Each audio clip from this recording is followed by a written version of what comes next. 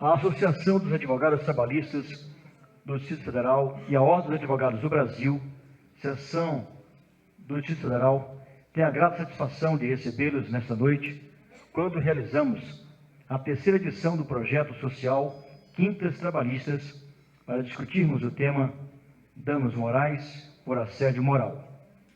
Para mediar os trabalhos desta edição, convidamos o Dr. Adélio Justino Lucas, procurador do trabalho da 10ª Região, para compor a mesa.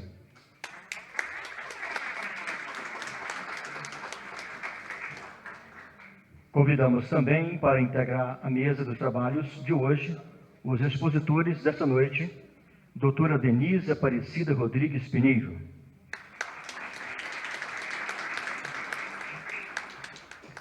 doutor Márcio Roberto Andrade Brito,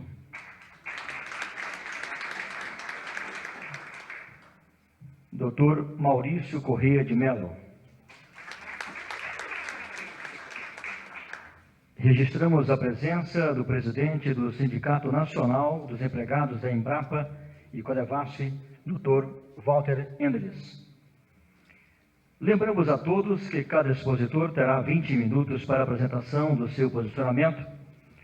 A primeira exposição desta noite é da doutora Denise Aparecida Rodrigues Pinheiro, advogada, pós-graduada em Direito Processual Civil pelo UniCeub, sócia do escritório Rodrigues Pinheiro Advocacia e membro do Conselho Deliberativo da AATDF.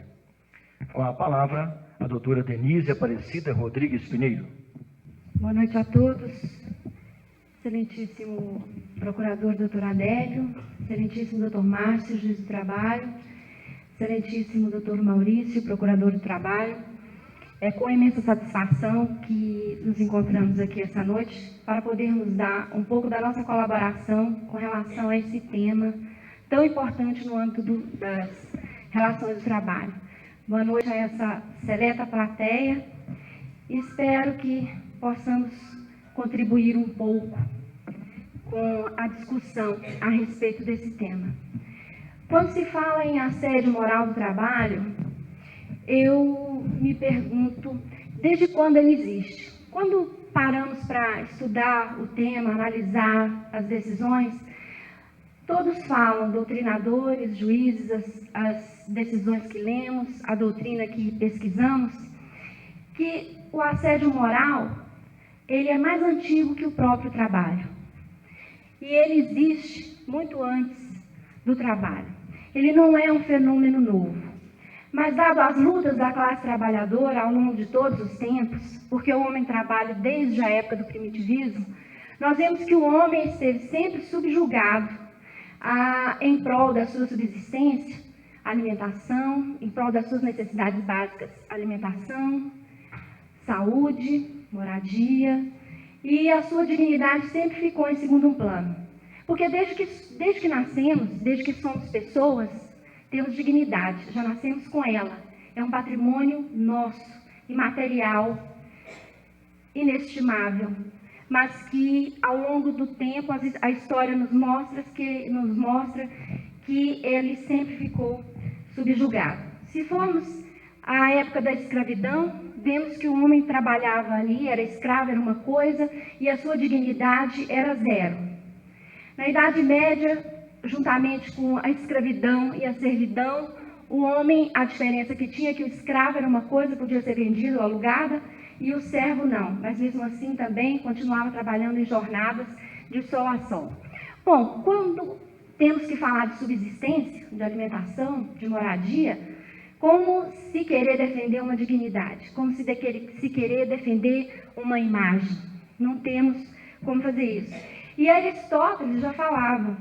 Segada Viana faz essa citação de Aristóteles dizendo o seguinte: Aristóteles afirmava que para se conseguir cultura era necessário ser rico e ocioso, e que isso não seria possível sem a escravidão.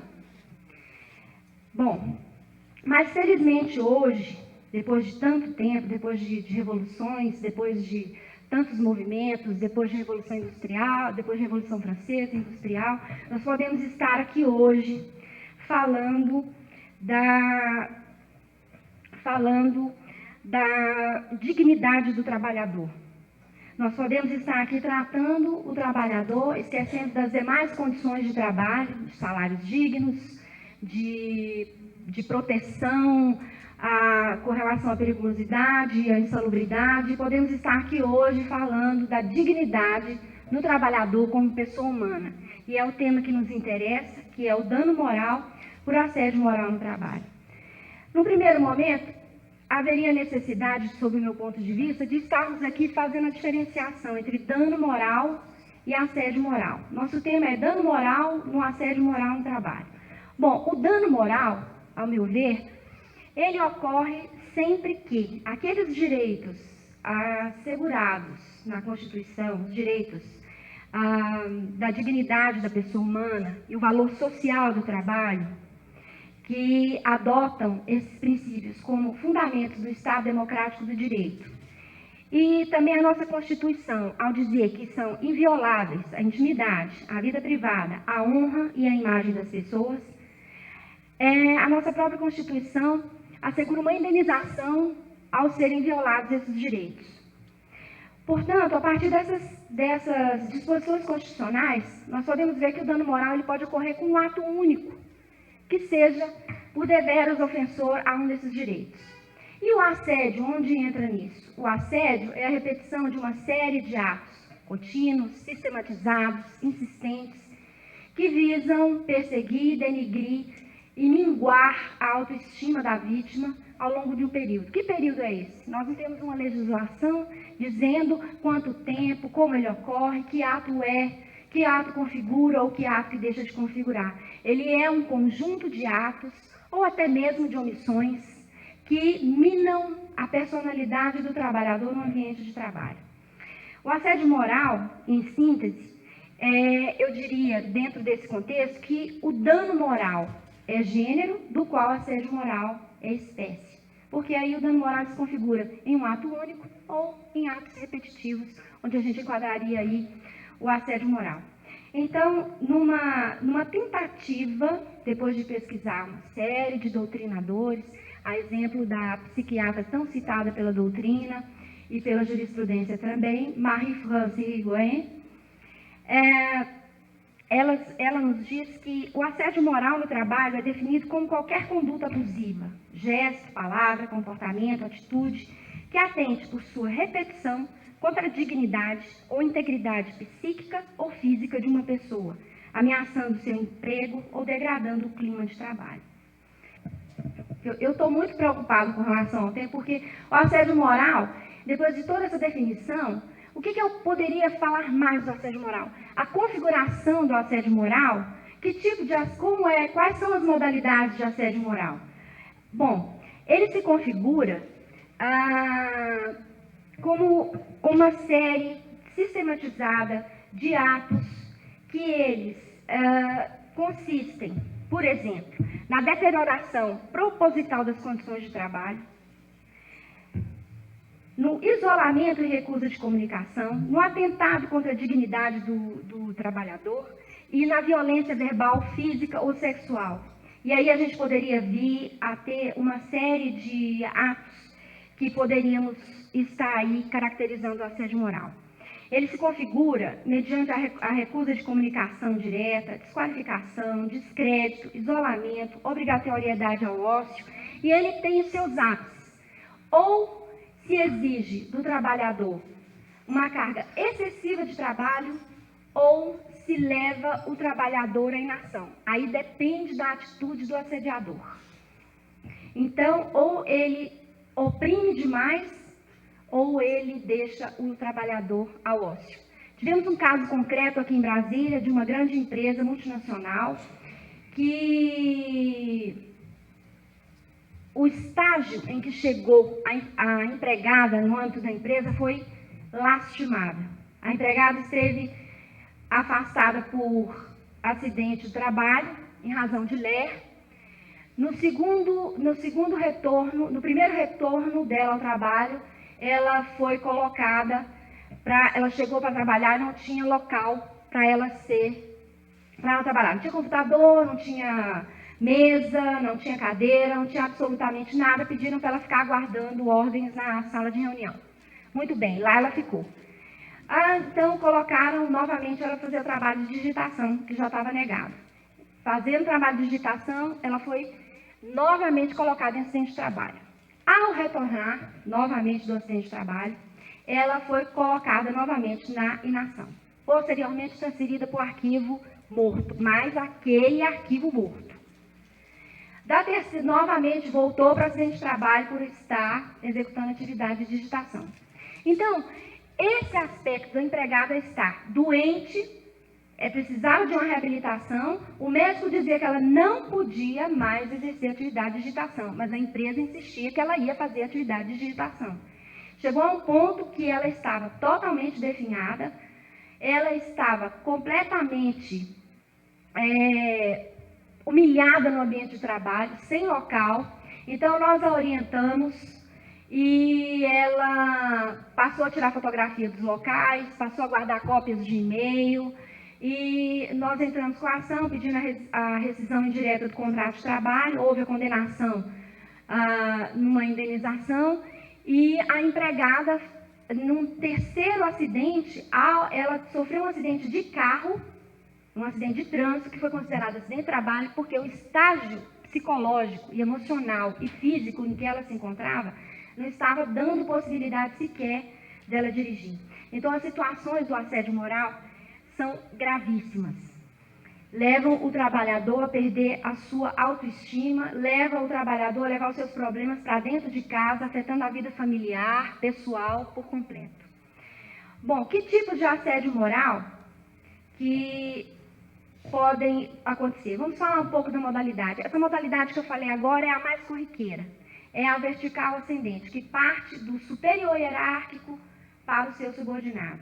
Então, nós temos a vertical ascendente, nós temos a vertical descendente, que acontece numa frequência menor, que é do subordinado para o superior hierárquico. Vi umas duas hipóteses dessa na jurisprudência, que são aquelas situações em que tem um determinado setor na empresa, funcionários antigos, mas a chefia fica vaga e acaba sendo nomeado um novo empregado para ser chefe do setor, e então esse novo empregado, que é o novo chefe da seção de subordinados antigos na empresa, ele passa a ser o alvo do assédio. Então, é um assédio vertical descendente, de menor ocorrência, pelo menos dentro da pesquisa que eu fiz, mas temos casos nesse sentido. Tem também o vertical descendente coletivo, que é onde o chefe busca minar toda a autoestima, a competência laboral de toda a sua equipe de trabalho. Totalmente desvirtuada a qualidade de vida no ambiente de trabalho, da motivação. O chefe mina, ele concentra os poderes e acontece, então, o assédio moral coletivo nessa modalidade vertical descendente. Tem o horizontal também, que já é de empregados do mesmo nível. O assediador e a vítima são do mesmo nível hierárquico, mas há uma competição interna que acaba prevalecendo a lei do mais forte. Então, aquele que for mais forte no âmbito da empresa, que tiver mais poder, ele vai denegrir essa pessoa no ambiente de trabalho. Tem também o combinado e misto, que é do superior hierárquico com o seu subordinado, e os subordinados que se encontram ali acabam indo nos caminhos dados pelo chefe, às vezes por esse tipo de assédio combinado ou misto, que já é dos próprios colegas de trabalho com o superior, ele acontece muito em razão de condições físicas, opção sexual do assediado. Então, também é de menor ocorrência. Bem, os efeitos na vítima. O que o assédio moral pode desencadear? Bom, ele vai desencadear uma série de moléstias que algumas têm sido caracterizadas, em alguns casos concretos que pegamos, na Lei 8.213, que traz os transtornos mentais do comportamento relacionados com o trabalho, e que pode desencadear dentro do ambiente de trabalho. Sobre o poder, o aparelho digestivo, bulimias, úlceras, aparelho respiratório, falta de ar, sensação de sufocamento, articulações também, dores musculares. Sobre o cérebro. Sobre o cérebro, então, minar por completo o equilíbrio psicológico e emocional do assediado. E aí vem ansiedade, ataques de pânico, depressão, dificuldade de concentração, insônia, perda de memória. Nesse caso concreto que eu citei, por exemplo, a empregada teve diagnosticado, tem uma resolução do Conselho Federal de Medicina, que diz que esse tipo de transtorno, para estar vinculado ao trabalho, a necessidade de que seja verificadas as condições de trabalho. No caso dela, foi diagnosticada uma série de moléstias de cunho psicológico e afetiva e também do sistema imunológico ligados diretamente ao ambiente de trabalho. Foram desencadeados em razão do ambiente de trabalho. Né? E na esfera emocional, sem a menor sombra de dúvida, a vida familiar, a vida social da vítima são extremamente afetadas. Bom, por fim, eu gostaria de falar um pouco da questão da indenização, que por mais que saibamos que são valores, que esse patrimônio imaterial, esse patrimônio íntimo que nós temos, ele seja de valor imensurável, mas há a necessidade de que essa indenização ela seja aplicada de maneira que seja avaliada a gravidade da conduta do agressor, a extensão do sofrimento da vítima, a condição econômica do agressor e da vítima, a finalidade pedagógica da indenização. Eu gosto muito de falar de me reportar a Enoque Ribeiro dos Santos, quando ele diz que a apuração do quanto da indenização deve-se observar os seguintes elementos: as condições econômicas, sociais e culturais do agressor e da vítima, de maneira a não significar pouco e barato para a empresa como forma de desestimular a repetição de tais atos, e ao mesmo tempo não propiciar o enriquecimento ilícito da vítima, para que o trabalhador também não vá à justiça do trabalho com o fito de ficar rico através dessas indenizações. Mas acontece que, neste caso concreto a que eu me referi aqui, a indenização foi excelente.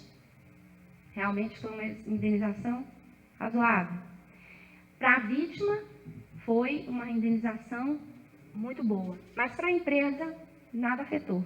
Trata-se de uma multinacional e que a indenização, talvez ela não tenha surtido muito efeito para a empresa, porque as coisas continuam acontecendo lá do mesmo jeito. Então, é uma dificuldade, que eu já falo para os juízes, para o doutor Márcio também, eu sei que é uma dificuldade, mas só colocando, doutor Márcio, que a vítima ficou satisfeita. O juiz não deferiu o quanto a gente pediu, mas estava dentro da expectativa. Mas para a empresa, com certeza, não foi pouco e foi barata essa indenização. Então, não sei se nós, operadores do direito, poderíamos ver uma outra forma, talvez, de não se direcionar toda a indenização, principalmente nesse caso, que seria altíssimo, para poder dar realmente uma medida corretiva na empresa e pedagógica. Ela teria que pagar muito mais do que essa indenização. Ela teria que fazer algo para a comunidade, algo para compensar tudo isso, se não quisermos propiciar o enriquecimento ilícito da vítima, mas algo que a punisse de verdade. Então, acho que a questão da indenização deve ser, sim, avaliada caso a caso. Eu acho que não seria o caso da lei fixar um montante para um tipo de caso, para outro tipo de caso, porque a nossa moral não tem medida de valor. Mas as empresas precisam, nestes casos extremos, de serem severamente punidas, com indenizações e em favor da própria sociedade. Eu acho que isso devia também acontecer. Bom, eu, em linhas gerais, falaria muito mais do que isso, porque o tema é bastante instigante, é um tema bastante atrativo para discussões acadêmicas, né? Espero ter contribuído um pouco e espero também que as empresas tenham mais cuidado com a qualidade no ambiente de trabalho e que os trabalhadores que se encontrarem nessa situação procurem se precaver dessas situações, se munindo de documentos, evitando ficar a sós com os seus assediadores, guardando seus e-mails, tirando as fotografias e se resguardando de todas as formas para que possam produzir as provas necessárias no caso de estarem passando por essas condições odiosas de trabalho, por essas situações vexatórias e humilhantes. Muito obrigada.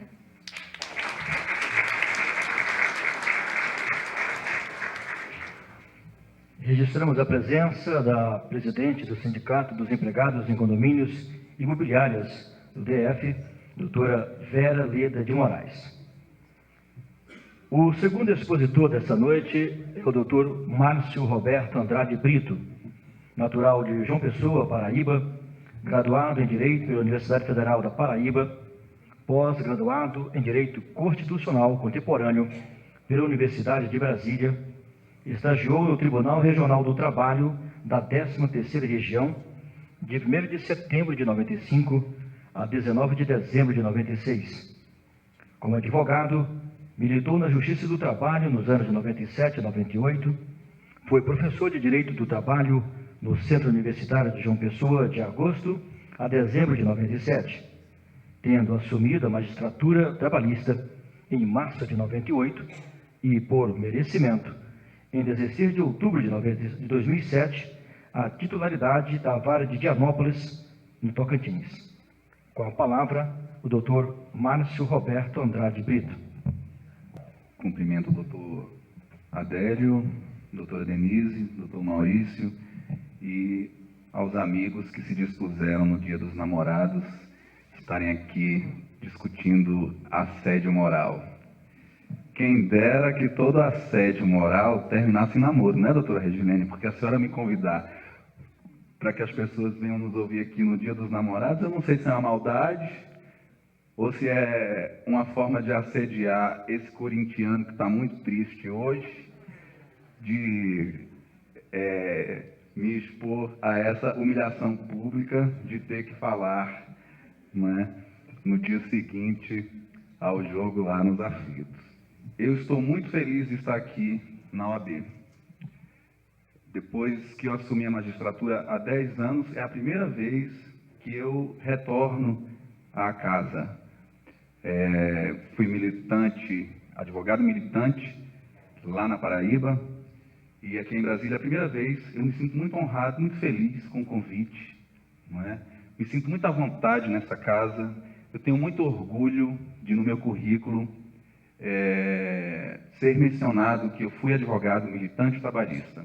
É uma das coisas que me dá muito orgulho, ter sido advogado. E acho que é importante para todos os operadores do direito o exercício da advocacia. Eu sou juiz de trabalho, uma das culpadas é a doutora Regilene, que foi quem me aprovou na banca examinadora da prova oral, em 98. Então, a senhora é uma das culpadas. Mas, enfim, esse tema é muito interessante. Assédio moral parece algo novo e, realmente, em termos de estudo, para o mundo do direito, é algo novo. Embora a figura seja antiga, mas o estudo dela no campo do direito é relativamente recente. E o que eu tenho percebido nos últimos anos, na evolução desses estudos sobre assédio moral, é que o direito está para o assédio moral hoje como a medicina se comportava em relação à descoberta do vírus HIV nos anos 80, na época lá do Cazuza, e, enfim. A medicina não sabia como lidar com o vírus do HIV. Iam surgindo estudos, hipóteses, uma doença que vai exterminar o mundo, medos, transtornos. E hoje nós vemos que a medicina lida muito bem com o vírus, embora não tenha encontrado a cura, mas pessoas podem ser portadoras do vírus HIV e levar uma vida absolutamente normal, com uma expectativa de vida absolutamente normal. A medicina, ela conseguiu se adaptar com o tempo, evoluir e se acostumar a lidar com o vírus. Nós estamos assim no assédio moral. O assédio moral é uma coisa antiga. Ano passado eu proferi uma sentença que, felizmente, foi mantida há 2 semanas pelo tribunal, em que eu condenei um grande banco a pagar uma indenização de R$600 mil em virtude de assédio moral. E nessa sentença, para quem me conhece sabe que eu escrevo muito pouco, eu escrevi 25 páginas, minhas sentenças são de 3 páginas, então eu acho que o tribunal deve ter se assustado. Para ele escrever 25 páginas, o negócio deve ser algo a se parar e pensar direitinho, enfim. Eu fiz uma pesquisa sobre a evolução dos estudos sobre assédio moral. E eu descobri que para a gente estudar assédio moral, a gente tem que sair do direito. Não é uma figura jurídica. Assédio moral não é uma figura jurídica.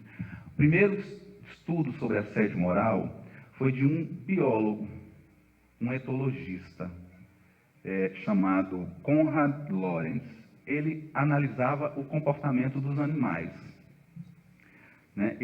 O que chamou a atenção dele foi o comportamento agressivo desenvolvido pelo grupo, que tentava expulsar o invasor solitário com intimidações e atitudes agressivas, coletivas, condutas que ele denominou de mobbing, expressão do inglês que traduz a ideia de turba ou multidão desordeira. Posteriormente, na década de 60, um médico sueco chamado Peter Paul Heinemann, não sei nem se eu estou pronunciando o nome certo, mas enfim, ele analisava o comportamento de crianças nas escolas e ele identificou na pesquisa dele comportamentos idênticos ao que Konrad Lorenz tinha identificado nos animais, ou seja, que as crianças tinham a mesma tendência de demonstrar hostilidade a outra criança que invadisse o seu espaço. Então, saímos do campo da biologia e fomos para o campo da pediatria. Na década de 80, o psicólogo alemão, aí vai complicar mesmo para pronunciar isso aqui, a pessoa que veio lá da Paraíba, Heinz Lehmann, acho que é assim, descobriu o mesmo comportamento no ambiente de trabalho. Segundo o pesquisador, a nota diferencial reside na ausência de violência física, ou seja, a criança, a forma dela se defender e de reagir em relação ao invasor é agredir fisicamente. Já no ambiente de trabalho, essa agressão ela não é física. O assédio moral, ele é silencioso. E ele descobriu que era a causa de 15% dos suicídios na Suécia. Isso é uma constatação da psiquiatra francesa que a doutora Denise mencionou na palestra dela, a Marie-France Irigoyen. Então, a Marie-France Irigoyen é a maior autoridade hoje em assédio moral. É o livro, a Bíblia de toda pessoa que quiser estudar assédio moral tem que estudar essa mulher. E ela não é jurista, ela é uma psiquiatra. Porque assédio moral é comportamento humano. E é por isso que nós temos muita dificuldade em identificar o assédio moral. Comprovar o assédio moral é mais difícil ainda. O que é que se entende atualmente por assédio moral? Toda e qualquer conduta abusiva, gestos, palavras, escritos, comportamentos, atitude, que intencional e frequentemente fira a dignidade e a integridade física ou psíquica de uma pessoa, ameaçando seu emprego ou degradando o clima de trabalho. Então, a doutora Denise falou das formas, eu não vou repetir, eu quero falar dos elementos. São elementos necessários à configuração do assédio moral. Intensidade da violência psicológica. Prolongamento no tempo. Há que haver repetição. um ato isolado não é assédio moral. Embora possa ser dano moral, possa ser indenizável, mas não é assédio. A finalidade do assediador de ocasionar um dano psíquico ou moral ao empregado. Ou seja, tem uma carga de intenção. Ele quer desestruturar a vítima. Ele quer desestabilizar a vítima. E como é que ele faz isso? Marginalizando a vítima, isolando, que é uma das técnicas mais comuns de assédio moral, a técnica de isolamento. E que se produzam efetivamente os danos psíquicos que se revestem de índole patológica. O que não é assédio? Eu acho que para a gente começar a estudar o que é assédio, a gente tem que dizer o que não é. Porque muito se fala que as pessoas estão sendo assediadas, qualquer problema que se tem no trabalho hoje, eu estou sofrendo assédio do meu chefe, né? Então, a gente tem que primeiro identificar o que não é, para depois a gente saber o que é assédio. Não é assédio, segundo a doutora Marie-France. Estresse profissional. O estresse profissional do empregado, o estresse decorrente da profissão em si. Entendam. O estresse decorrente da profissão. Conflito mal resolvido não é assédio. Por que conflito mal resolvido não é assédio? Porque o conflito mal resolvido, o conflito é uma guerra aberta. O chefe e o empregado, eles vivem em pé de guerra. Embora aquilo não consiga se resolver. Pode até haver dano, mas não é assédio. Por quê? O assédio, ele é silencioso. Ele é sutil. Ele não vem à tona para os colegas de trabalho. Normalmente, naturalmente, a vítima sabe que está sendo assediada. E o assediador, ele sabe disso. Há uma certa cumplicidade, inclusive, no olhar. Porque quando o assediador se encontra com a vítima, ela percebe, ele sabe que a presença dele diante da vítima, em determinados olhares, em determinados gestos, em determinadas palavras, vai causar um turbilhão de emoções dentro da vítima. Então, conflito mal resolvido, não. Gestão por injúria, que é o chefe explosivo, né? Aquele que grita com todo mundo, mas que é da personalidade dele. Pode gerar um dano moral? Pode. Mas é assédio? Não, ele trata todo mundo assim, ele é esquentado. Né? É igual o Dr. Márcio Roberto, em audiência, com os rompantes que às vezes eu tenho de irritação. Né? É o sangue paraibano que começa a ferver aqui no cucuruco, como diz lá na Paraíba, e que eu fico nervoso. Então é da minha personalidade isso, é diferente. Agressões pontuais. O sujeito foi agredido pelo chefe ou pelo seu subordinado, né? Porque tem o ascendente, que vem de baixo para cima, tem o descendente, que vem de cima para baixo, tem o horizontal, como a doutora já falou. Então, uma agressão pontual, um dia, ela pode gerar indenização, mas não significa que é assédio. A repetição no tempo, eu bato nessa tecla, é necessária. Imposições profissionais, também não é assédio. A profissão exige uma carga determinada profissão exige uma carga de estresse grande. E nem todo mundo reage da mesma forma às condições de trabalho. Então, tem pessoas que têm talento e têm equilíbrio emocional para exercer atividades que outras pessoas não têm. Então, às vezes, é porque o empregado está no local errado, exercendo a função errada, né? Há trabalhos que exigem paciência e a pessoa é impaciente, né? Então, isso é a imposição profissional. Eu fico pensando naquelas pessoas que trabalhavam lá na Bolsa de Valores. Hoje em dia não é mais assim, mas aqueles pregões que ficavam o dia todo com o telefone. Quer dizer, não tem outra forma de executar. Então, para trabalhar naquilo ali, tem que ser alguém que tenha aquela agitação, enfim. Então, isso não seria assédio. O que é assédio? A doutora Denise já falou. Os elementos, eu acho que eu falei aqui. e as dificuldades que nós temos hoje no Brasil em relação ao assédio moral são o problema da prescrição, que nós não temos uma legislação específica. Então, a prescrição, a questão da distribuição do ônus da prova e a fixação da indenização. Então, são 3 grandes problemas que nós enfrentamos. Mas como a gente não pode se furtar a decidir, então qual é a saída que nós encontramos? A prescrição, há que se aplicar a prescrição dos acidentes de trabalho. Ou seja, o marco é a consolidação da lesão. Porque o assédio pode vir se realizando há muito tempo, mas o empregado nem teria como provar naquela época. Às vezes ele nem sabia, tinha consciência de que estava sendo assediado. Ele só foi descobrir isso muito adiante, né?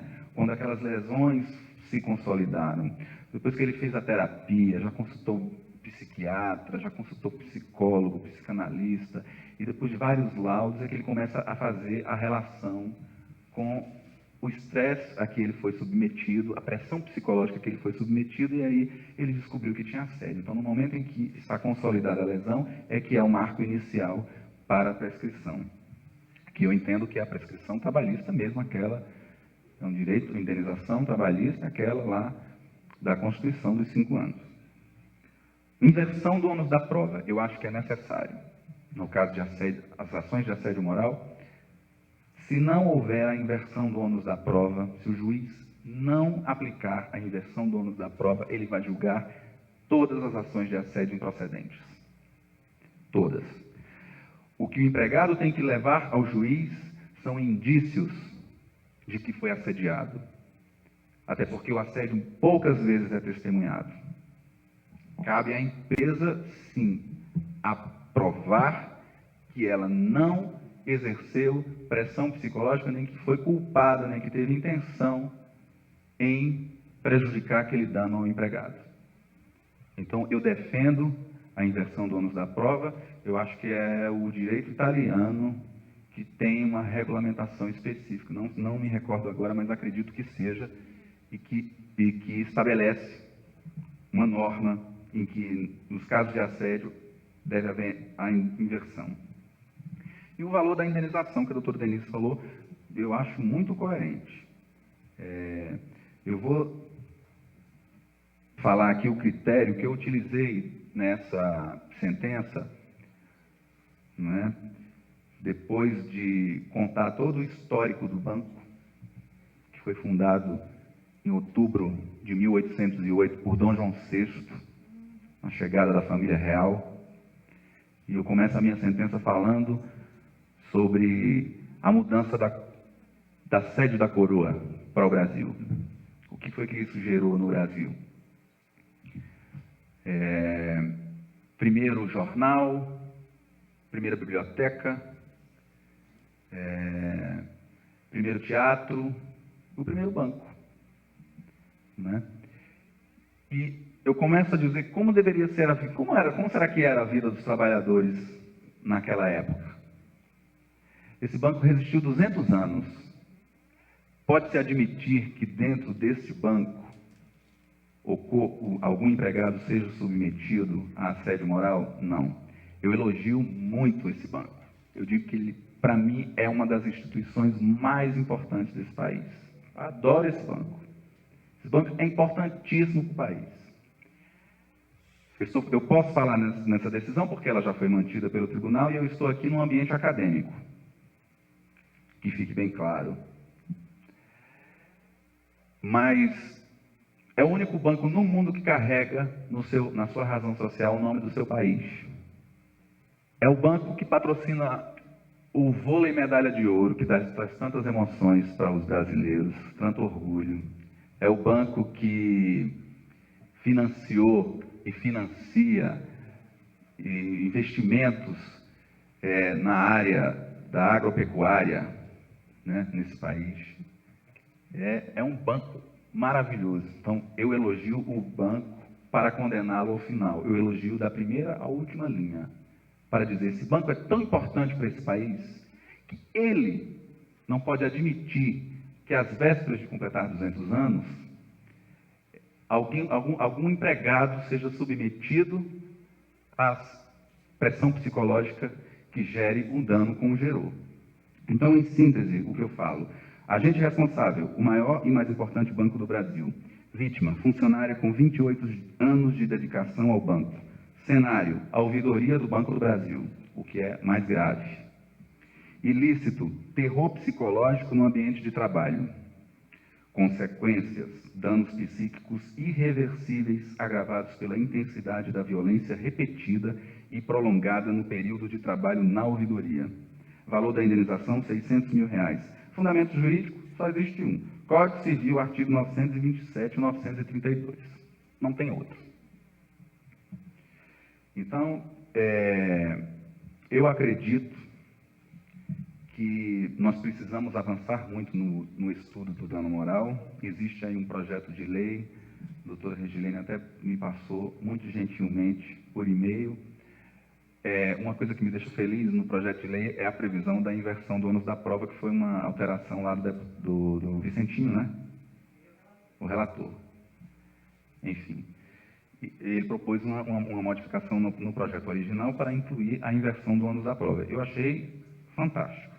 Não gostei quando fixa que a indenização tem que ser de, no mínimo, 10 vezes o salário do empregado. Mas como é no mínimo, o mínimo pouco importa. Pior é se fixasse o máximo, que aí limite a função criadora do advogado, do juiz e do Ministério Público. Não dá para admitir. Nós é que operamos o direito, né? Eu agradeço a atenção dos senhores e peço desculpas por algum equívoco ou algum cansaço que eu tenha causado.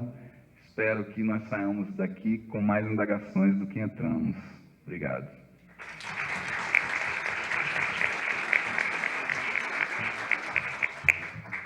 Registramos a presença do Dr. André Macarini, conselheiro da OAB-DF. A terceira e última exposição desta noite será proferida pelo Dr. Maurício Corrêa de Mello, bacharel em Direito, com especialização em Direito do Trabalho. Ele é procurador regional do trabalho da 10ª Região, com atuações nos combates à discriminação, ao trabalho infantil e ao trabalho escravo. Convidado reiteradamente a proferir palestras sobre trabalho infantil, discriminação e assédio moral. Tem vários artigos publicados, não só sobre outros, como em especial sobre esses assuntos. Com a palavra, o Dr. Maurício Corrêa de Mello. Boa noite a todos e a todas. Eu cumprimento a mesa na pessoa da doutora Denise, a representante das mulheres aqui na mesa. Agradeço a organização do evento pelo convite, a doutora Adélia que me indicou. Agradeço a plateia que veio aqui nesse Dia dos Namorados, optou por esse compromisso com o conhecimento, inclusive a minha esposa e namorada eterna, que também veio assistir essa palestra. Em geral, para falar sobre esse tema do assédio moral, eu trago um exemplo de um conto do Kafka, A Metamorfose, e vou seguindo por essa linha, mas o tempo agora é muito curto, eu não vou poder fazer esse paralelo, mas faço essa sugestão para que todos leiam, releiam essa pequena novela desse escritor maravilhoso, porque nós encontramos nessa história de um homem que acorda transformado num inseto, muitos elementos que mostram, que demonstram uma situação de assédio moral e mais, a que ponto pode chegar a condição humana quando vítima dessa violência. Isso mostra também a naturalização da violência.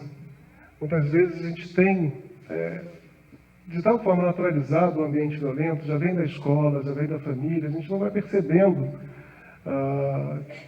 que estamos sendo vítimas de violência ou que estamos vivendo num ambiente violento. O assédio moral, ele está dentro do tema violência, em especial violência no trabalho, mas não se confunde com outras formas de violência. É importante também fazer essa diferenciação, como fez o Dr. Márcio, para que a gente não vulgarize o conceito e, se tudo for assédio moral, nada mais vai ser, na toda situação. Mas o que não impede que se configure outras formas de violência. A análise que eu faço do assédio moral, ela tem um viés mais jurídico e eu tento me afastar do viés psicológico ou do viés de proteção da saúde. Daí porque eu digo que o bem jurídico tutelado, quando tratamos de assédio moral, é a dignidade do ser humano e não a saúde.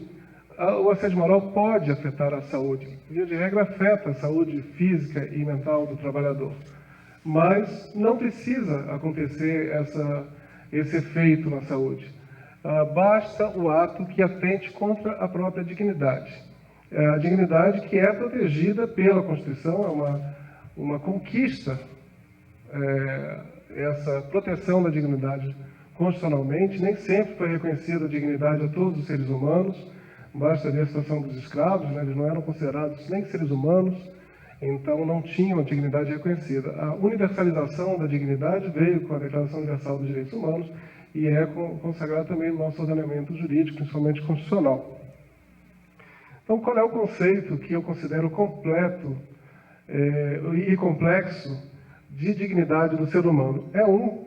Trazido por Ingo Wolfgang Starlet, que define a dignidade como a qualidade intrínseca e distintiva de cada ser humano que o faz merecedor do mesmo respeito e consideração por parte do Estado e da comunidade, implicando, neste sentido, um complexo de direitos e deveres fundamentais que assegurem à pessoa proteção tanto contra todo e qualquer ato de cunho degradante e desumano, como venham a lhe garantir as condições existenciais mínimas para uma vida saudável, além de propiciar e promover sua participação ativa e corresponsável nos destinos da própria existência e da vida em comunhão com os demais seres humanos.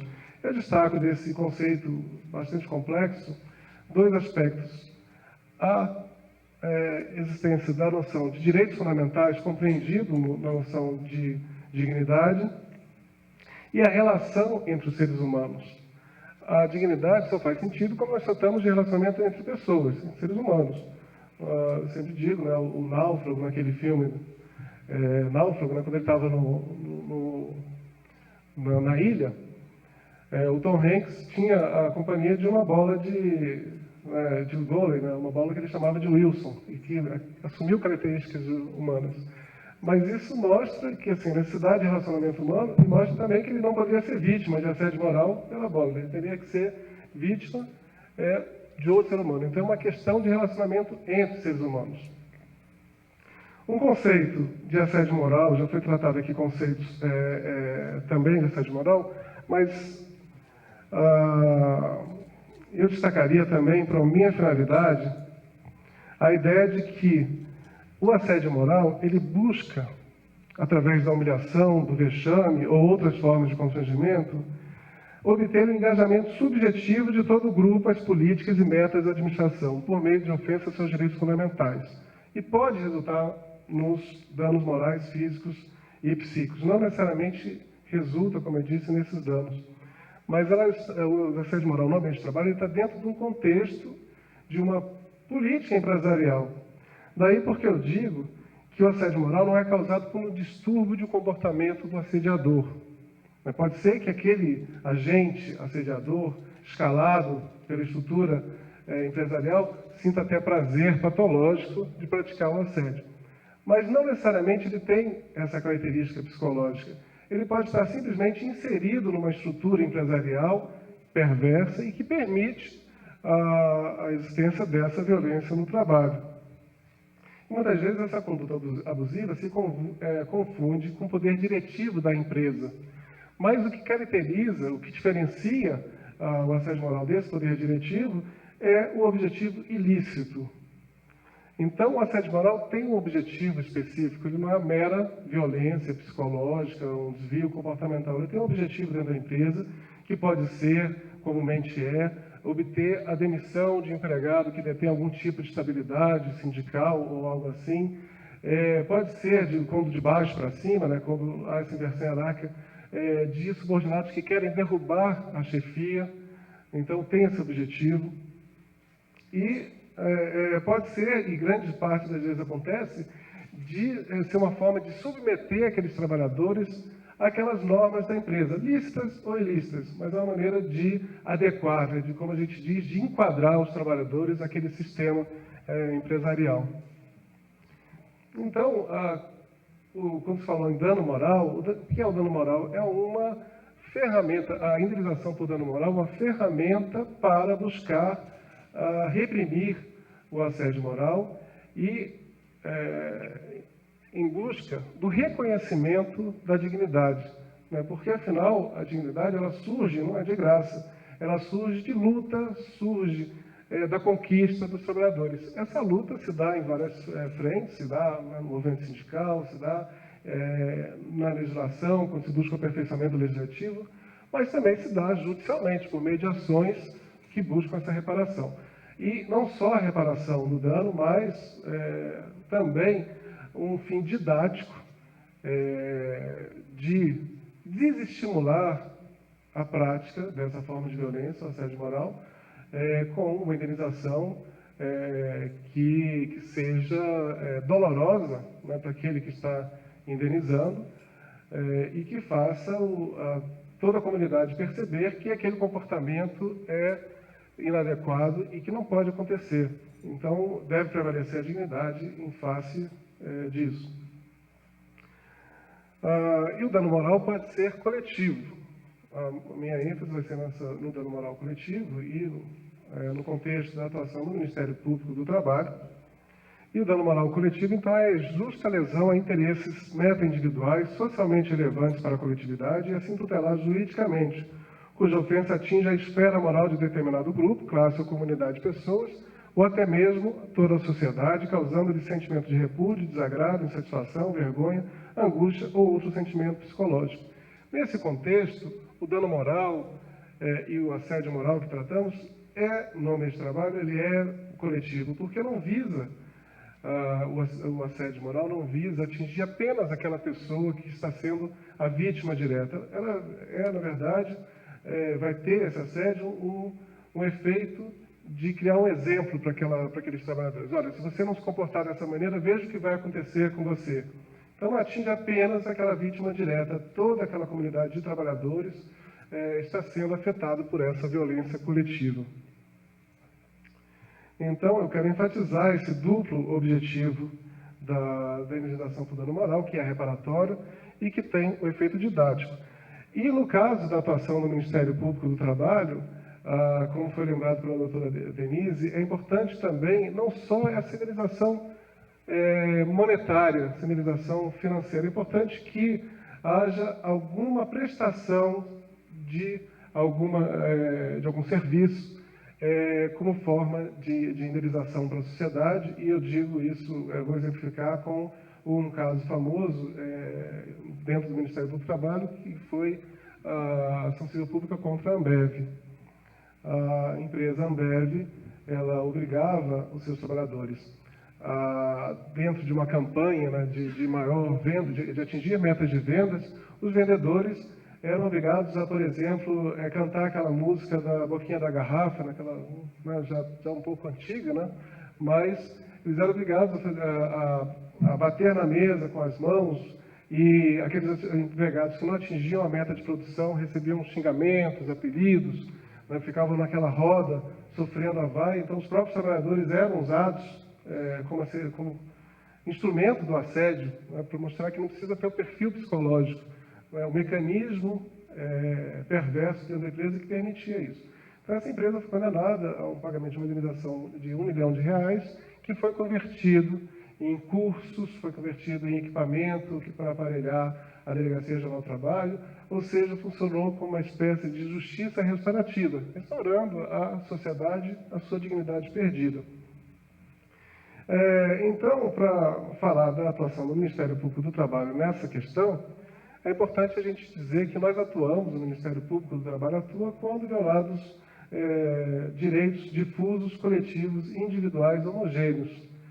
E já que talvez nem todos tenham familiaridade com esses termos, eu rapidamente vou dizer que os interesses difusos pertencem a uma série indeterminada e indeterminada de indivíduos. Um caso típico dentro facilmente compreensível é o meio ambiente. Quando há um vazamento de óleo que prejudica as águas ou do mar ou dos rios, toda a comunidade, na verdade, a vida na Terra é afetada por esse ato. Dentro do universo do trabalho, um exemplo mais próximo do Ministério Público do Trabalho é o princípio do concurso público. Quando algum órgão público deixa de realizar o concurso público, toda a comunidade é prejudicada no seu direito de ingressar no serviço público por concurso público. Interesses coletivos referem-se a uma parcela indeterminada, mas, no entanto, determinada de pessoas. Então, podemos delimitar numa empresa, numa categoria de trabalhadores dentro aí do universo do trabalho. E os interesses individuais homogêneos são aqueles interesses coincidentes. Então, dentro de uma empresa, aqueles trabalhadores que não recebem hora extra, não recebem repouso semanal remunerado, são interesses individuais, mas que são homogêneos, ou seja, são semelhantes e, portanto, também podem ser protegidos pelo Ministério Público do Trabalho, que, recebendo uma denúncia, promove a investigação, buscando depoimentos, buscando provas documentais. No caso da prova do assédio moral, há uma dificuldade nessa prova. Também defendo a inversão do ônus da prova. Eu tive a oportunidade de conversar num evento com o próprio deputado Vicentinho, falando sobre a inversão do ônus da prova. Não sei se surgiu daí essa proposta, porque também outras pessoas sugerem isso. A própria OIT prega também essa inversão do ônus da prova no caso de discriminação e havendo indícios, e eu considero o assédio moral dentro do universo da discriminação. A dificuldade da prova é a mesma. Então, é preciso esse instrumento da inversão do ônus da prova. Bom, mas o Ministério Público pode firmar um termo de compromisso de ajustamento de conduta, ou melhor, a parte investigada pode firmar perante o Ministério Público um termo de compromisso de ajustamento de conduta em que ele se compromete a não praticar mais aquele ato, no caso, essa violência no trabalho, que é o assédio moral. Ou podemos ajuizar uma ação civil pública, exemplificado por essa ação proposta contra a Ambev, também já terminada, né, e, portanto, estamos totalmente liberados para comentar. E trazendo, então, outros exemplos de ações judiciais, eu trouxe uma decisão do Tribunal Regional do Trabalho da 2ª Região, em São Paulo, e destaquei a seguinte frase da ementa: a prova há de ser cabal e robusta para o reconhecimento do dano moral. No caso concreto ali, não há elementos para se indicar a presença do assédio moral. Se não há o elemento do ato, deixa de se justificar a existência do próprio assédio. Essa questão mostra a dificuldade que tem o judiciário de perceber a prova. Nós temos que estar atentos, não só integrantes do judiciário, mas do Ministério Público, dos cidadãos, para a questão do preconceito contaminar a sua visão a respeito daquilo. Uma vez eu fiz uma pesquisa sobre discriminação e vi que havia uma dificuldade de se ver a realidade da discriminação. Então, se o caso, por exemplo, era de uma funcionária que foi chamada de loura burra, você achou aquilo um ato normal. Foi só uma brincadeira entre colegas. No outro caso, que era uma discriminação contra pessoas homossexuais, contra a pessoa homossexual, houve uma resistência enorme de reconhecer aquela prática, daquela conduta. Já no caso de um trabalhador que foi vítima de discriminação por ser portador do vírus AIDS, a jurisprudência tem sido pacífica. A que reputo isso? A grande mobilização que houve há um tempo atrás, a divulgação por meio da mídia, a divulgação por meios artísticos, né, de filmes, dessa situação de vítimas do vírus da AIDS. Isso criou uma sensibilidade nas pessoas. Então, todos aqueles que atuam como direito, não são juízes, Ministério Público, são seres humanos e que estão sujeitos também a essa formação, a essa fonte de formação, e são sensibilizáveis também para isso. Então, é importante esses eventos como esse, são muito importantes nesse processo de sensibilização para essa forma de violência. E, então, por meio dessa sensibilização, tem sido comum decisões que condenam essa conduta, essa violência que é o assédio moral. Eu destaquei, por exemplo, no site do TST, notícias de uma empresa, de uma empregada que foi indenizada por ser obrigada a se fantasiar de palhaço. Uma situação semelhante àquela da Ambev. Os empregados eram obrigados a se vestir de palhaço cada vez que não atingiam aquela meta de produção. Repetidamente, eles eram submetidos a essa humilhação e que se considerou, portanto, uma situação de assédio moral. Isso eu digo também para diferenciar, porque, como eu disse no começo, o Dr. Márcio também, existem outras formas de violência. Uma forma de violência no trabalho é a gestão cruel, é aquela que busca a produtividade a todo preço. É preciso saber se não foi esse tipo de violência que aconteceu ou se foi um assédio moral. Nesse caso, se considerou que foi um assédio moral. No outro caso, uma empresa foi condenada por assédio moral porque obrigou os seus trabalhadores a fazer campanha política, não só dentro da empresa, vestindo bonés, adesivos, mas também em suas próprias residências, colocando cartazes na frente das suas casas, faixas na frente das suas casas. Eles foram obrigados, sob ameaça severa de demissão ou outras punições, a ter esse comportamento e se considerou isso uma espécie de assédio moral. Nós teríamos muitos outros exemplos, mas o importante é dizer que não é possível tipificar a conduta. Assim como você não pode dizer quais as formas que você mata uma pessoa, se é por revólver, se é para tipificar a conduta delituosa, também o assédio moral, infelizmente, o ser humano encontra formas criativas e infinitas de submeter o outro ser humano a essa humilhação. Não é interessante, então, tipificar isso, mas apenas impedir essa conduta violenta. E o ordenamento jurídico brasileiro já tem instrumentos suficientes para esse combate a essa forma de violência, embora seja interessante que surjam leis específicas proibindo o assédio moral. Mas vai estar protegido, o trabalhador vai estar protegido pelo ordenamento jurídico já existente, principalmente pela proteção da dignidade. E para encerrar a minha fala, mas eu quero dizer que é importante o debate, é importante a troca de experiências, o diálogo aqui com a plateia, para que a gente tenha uma compreensão completa dessa matéria. Mas para encerrar, eu diria que os direitos humanos, eles não apareceram prontos na Terra. Eles foram conquistados com muita luta, inclusive com um derramamento de sangue, com momentos de muito sofrimento. E essa luta pelos direitos humanos não está acabada, não está encerrada. O Ministério Público do Trabalho e a sua ação civil pública, o seu termo de compromisso, são instrumentos nessa luta. Portanto, todos devem contar com esse instrumento, o Ministério Público, nessa luta pela construção dos direitos humanos, que eu comparo aos direitos humanos a um prédio que continuamente você tem que fazer um puxadinho para ir abarcando as situações. Você vai ampliando esse prédio, que é o conjunto de direitos humanos, mas você, ao mesmo tempo que vai ampliando essa construção, você não pode descuidar da manutenção desse prédio. Essa manutenção é permanente e depende de todos nós, seres humanos, essa manutenção.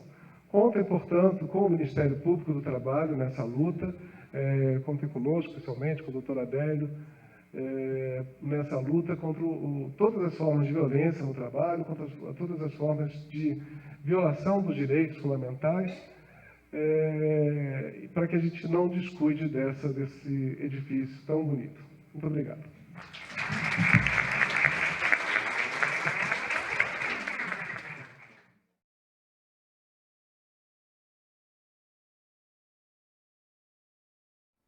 Dr. Márcio Roberto Andrade Brito, qual a importância desse tipo de evento para discutir essas questões trabalhistas? Eu acho essa iniciativa uma iniciativa brilhante da Associação dos Advogados Trabalhistas do Distrito Federal e acho que promove uma integração grande, tanto entre o Judiciário como a Ordem dos Advogados do Brasil e a sociedade civil organizada, principalmente os sindicatos. É uma forma de esclarecer temas que são importantes na área do direito do trabalho e de fazer com que nós sentemos e discutamos, cada um, evidentemente, de acordo com seu ponto de vista, mas que possamos chegar a conclusões que melhorem, que propiciem melhores condições de trabalho. No caso específico do tema de hoje, danos morais por assédio moral, é um tema polêmico? O assédio moral é uma figura relativamente nova no direito do trabalho brasileiro. E nós temos estudos ainda muito incipientes, e eu acredito que a discussão sobre esse tema do direito individual do trabalho, ela é bastante enriquecedora. E eu espero poder dar uma pequena contribuição aqui para que esse tema seja discutido e que nós saiamos daqui com mais interrogações do que nós entramos. Eu acho que não precisamos, no momento, de conclusões, mas de mais indagações. Esses debates daqui, eles acabam contribuindo para o Poder Judiciário, contribuindo para o direito a médio ou a longo prazo? Eu acho que fixar prazo é um pouco complicado, mas o que eu acredito é que sai enriquecido o juiz com esse contato com os advogados e com a sociedade civil, saem enriquecidos os advogados que têm a oportunidade de sentar com o juiz e também com a sociedade civil, colocar o seu ponto de vista e fazer essa interação. Acho que o debate é muito enriquecedor. Doutor Maurício, qual a importância desses debates, dessas quintas trabalhistas? É importante para esclarecer a todas as pessoas, em especial os trabalhadores, no caso dos temas que interessam os trabalhadores, sobre os seus direitos, os direitos constitucionais, os direitos que estão na legislação esparsa, todos os seus direitos, enfim. No caso do tema de hoje, danos morais por assédio moral, é um tema bastante polêmico? Sim, é um tema, o assédio moral existe há muito tempo, mas ele vem ganhando visibilidade a partir da consciência das pessoas, principalmente das vítimas desse tipo de violência no trabalho. Então, é importante para conscientizar as pessoas se eles estão ou não sofrendo esse tipo de violência no trabalho. Um debate desse é importante também para esclarecer trabalhadores e patrões? Sim, para esclarecer, para principalmente promover a prevenção para que não aconteça esse tipo de violência no trabalho, que é o assédio moral. Mas, caso aconteça, também o trabalhador deve saber a quem recorrer para buscar reparação dos seus direitos. Doutora Denise, qual a importância dessas quintas trabalhistas? A importância das quintas trabalhistas é exatamente procurar abrir a população em geral, a sociedade em geral, não só os operadores do direito, advogados, juízes, mas a toda a sociedade interessada em esclarecer os seus direitos. Talvez a população, muitos não tenham acesso e não saibam que a lei não protege quem alega seu desconhecimento. Então, uma forma de nós estarmos contribuindo com a comunidade é promovendo esse tipo de evento gratuito e acessível a todos, para que venham ouvir as vozes dos segmentos dos operadores de direito, como eu disse, advogados, juízes e procuradores. O tema de hoje é um tema basicamente novo, né? Assédio moral, né? O assédio moral, ele é um tema que ele está muito em voga hoje, mas na verdade, eu vou até esclarecer isso na minha palestra. O assédio moral, ele existe até mesmo antes do trabalho, porque o assédio moral ele existe na família, ele existe na escola e no trabalho. Só que diante de tantas lutas da classe trabalhadora, pela subsistência, pela alimentação, pela moradia, o trabalhador sempre veio preterindo a sua dignidade em razão da sua subsistência, alimentação, saúde e etc. Agora, fica difícil para o trabalhador comprovar um assédio moral? Bom, o trabalhador, a princípio, ele deve procurar documentar tudo. Não estou falando só de documentos escritos, mas estou falando de testemunha, estou falando de gravações, estou falando de e-mails. Procurar evitar, quando ele observar que tem um agente interessado em agredi-lo, não digo agredi-lo moralmente no ambiente de trabalho, ele deve evitar ficar a sós com essa pessoa, sempre procurar ficar acompanhado dessa pessoa.